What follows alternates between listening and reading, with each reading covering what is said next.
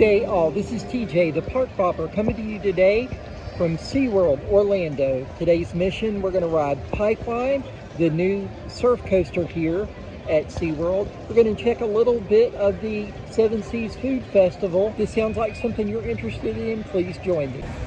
See if we can spot some dolphins here. There we are.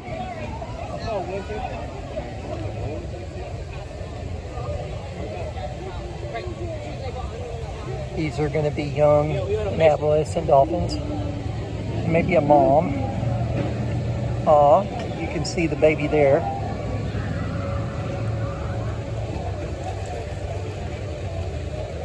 Everybody at? Come on. Right here. That's a kid.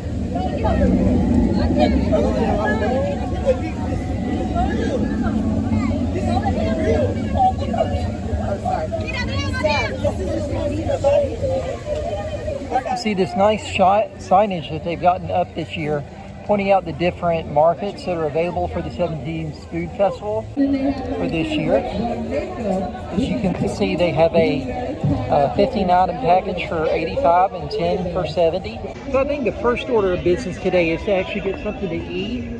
Maybe pick up the Guinness. Yeah, get my grub on. We've arrived at the Irish market, and as you can see, the St. Patrick's Day nachos is what I'm going to be picking up.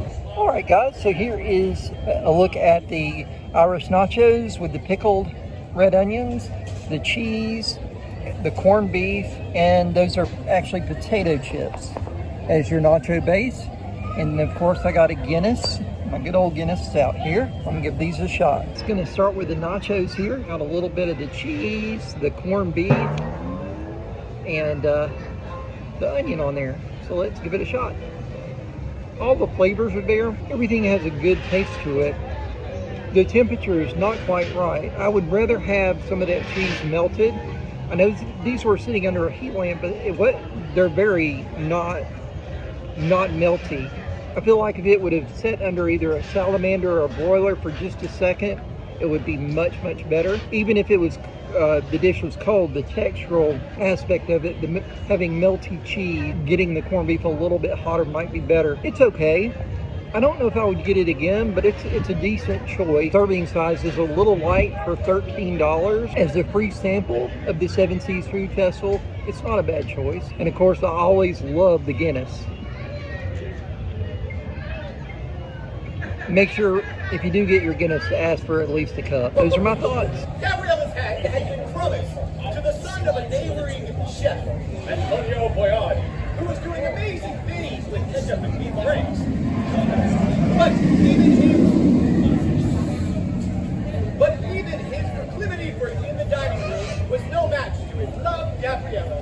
None in town were more familiar with Gabriella's culinary skills than that of Mayor Starvino de Plenty. His desire for Gabriella's angel hair was only outweighed for his desire for her pennies, and he was determined to be her manicotti. So as we go around kind of the main street of SeaWorld, if you will, you can see the North Atlantic Market here. They have fish and chips and lobster tail, and a Boston cream cake is their new item. But you can also see these many displays and signage pointing their way to the market stands. All through the park, you have these festival guides. You can see the calendar here of who's coming. The Newsboys and Josh Turner. And we have the Polynesian market here. Reimagined smoked lamb ribs and ahi tuna pork nachos. And then you've got that Kona Brewing Company Big Wave beer. And again, there's a picture of the ahi tuna poke nachos. Thank you. Sorry about that. Now, it seems usually pretty popular here is the All-American at the Seven Seas Food Festival. It's the most approachable of the stands. And here they have Cannonball chicken wings. So, as a new item, as well as fried pickles. Lobster mac and cheese. Generally, this is more of a mac and cheese area. You can get the mac and cheese by itself if you wish to. Over to the French market, and let's see what they have to offer. All right. So you can see the escargot served on a large piece of, strangely enough, looks like Texas toast from this picture. I've never been one to try escargot, but if that's your thing, you might really like that. I don't know if I'd want to make SeaWorld my first place to try that, but I'm sure it's okay. But duck confit, love duck, and then the creme brulee as dessert. All these are new items, so again, might be something you want to give a shot to. So we have some stilt walker performers here. It's always neat.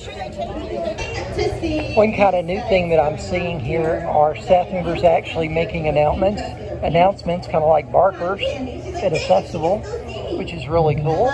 New stand completely. The veggie market. Vegged out sandwich with a soybean patty, brioche bun, green goddess, arugula, and tomato. Talk about it. Plant-based chorizo, pico de gallo, lettuce, and crema. And then the fruit tart there with lime, mango, dairy-free vanilla custard, and lavender. You can order it vegetarian or vegan. They have both options here. All right, guys, we're going to give it a shot. Pipeline the surf coaster. Interestingly, it's a moderately busy day, yet they're advertising a 10-minute standby for this ride. So that's kind of nice, even though it's busy. This ride's moving quickly.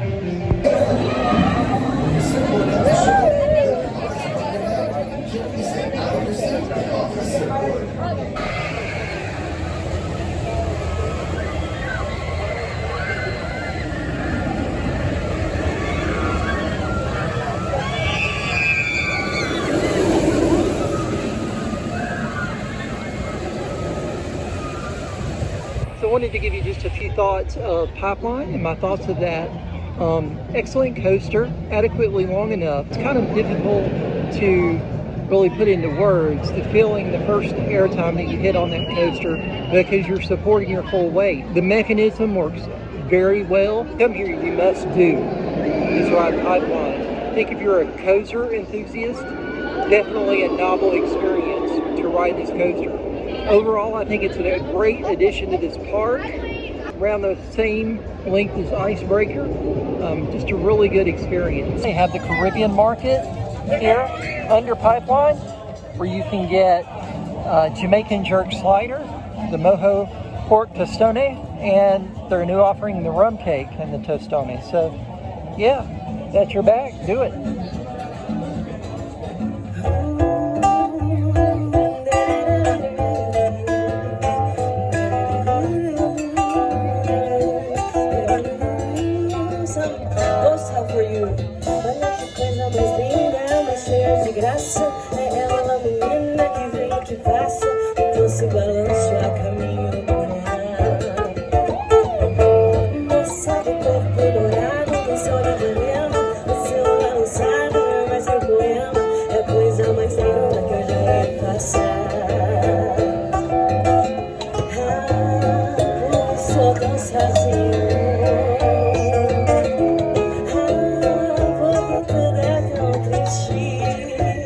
And here we have the Brazilian market, and you can see the picanha steak that they have here, pão de queijo bread back here,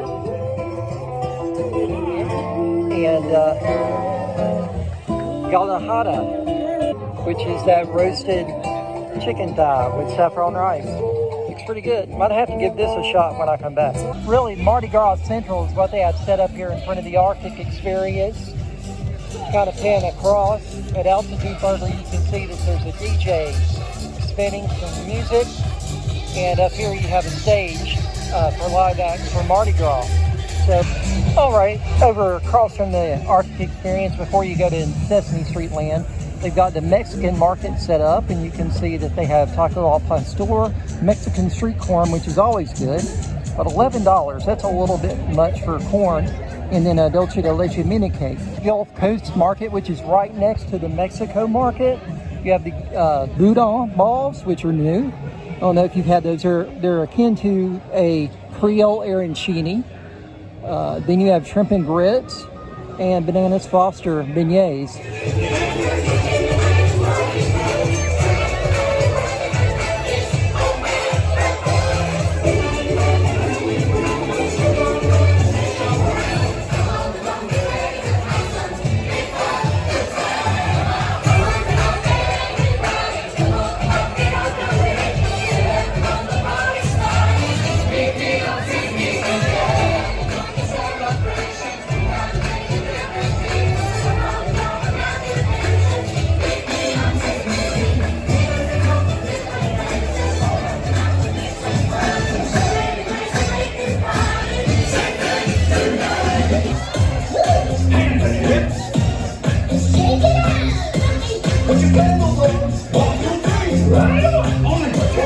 And guys, directly across from Infinity Falls, you have the Asian market. A tempura battered California roll, deep fried dumplings with bingsu salted caramel ice cream. It's interesting. Of course, Aussie beer. And again, this appears to be a new booth here, the India market. Chicken tikka masala, garlic naan with chickpea curry, and jalebi. That sounds good. You can see this nice little display that they've got set up for India. Over at the Mediterranean market, you've got Moroccan grilled lamb chop, a walking gyro with pita chips, tomatoes, red onion, and tzatziki sauce, and baklava. Over here at the Shark Experience near Mako, seeing some of the smaller sharks kind of lounging around.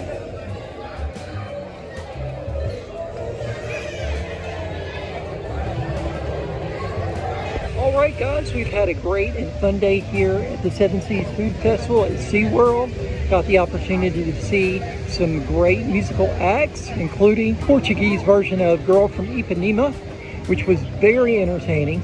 So I had the opportunity to kind of explore all the food booths and see what they're serving up. SeaWorld's doing a really good job this year combining the entertainment with the food booth during the weekend hours here on the park. I would recommend you kind of make your way over here during that. As far as food costs, I do kind of see them as higher this year than I've seen them in years past. So I do definitely recommend that you pick up one of the sampler lanyards. When you're averaging, the average food item here costs about $10. You're really making your money up, even with that 10 item lanyard at $70. I am TJ the Park Bopper. If you love what I do, please vibe, jive, like, and subscribe. Thank you for joining me for this day of the Seven Seas Food Festival at SeaWorld, and I will see you again soon. Have a great weekend.